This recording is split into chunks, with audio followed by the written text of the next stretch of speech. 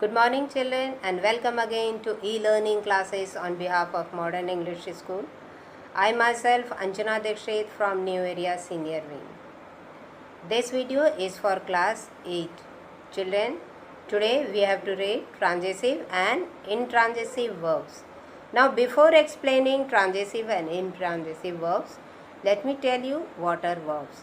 You have read in junior classes, verbs are words which denotes an action or position. It is also called a doing word or an action word. Now without a verb, a sentence is meaningless. That is why verb is called the heart of a sentence. Now children, we'll read transitive and intransitive verbs. Now what are transitive verbs? Transitive verbs are verbs which needs an object to complete its meaning. So transitive verbs are verbs which needs an object to complete its meaning. Without an object, the sentence is meaningless. For example, the boy kicked the ball. Now the boy kicked what? Ball. So it answers the question what? The ball. So this is transitive verb. And transitive verbs can be of two types. It can take a direct object or an indirect object. A direct object is a noun or a pronoun that directly receives an action. And an indirect object is a noun or pronoun that receives the direct object or it is affected by it. For example, father brought me an iPod. So father brought me.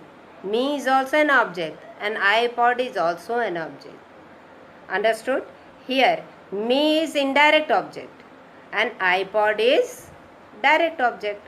Answers the question, what is iPod? So iPod is direct act. A transitive verb that needs two objects is also called ditransitive verb. What is it called? Ditransitive verb. For example, he showed us his war medals. What did he show? War medals. So it is ditransitive verb.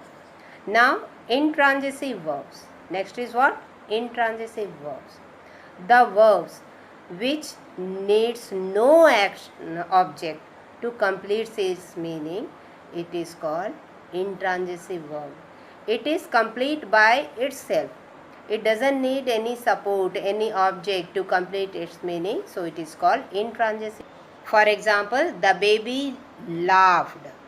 So it doesn't need any object. It is complete by itself. The wind blows. Now verbs of incomplete predications. Intransitive verbs that needs other words to complete their meaning is called incomplete verbs. Be verb, for example, be. In its forms are is, am, are, was, were. All these things are used to complement. For example, the nurse is a kind of hard-working lady. That's all children. Thank you.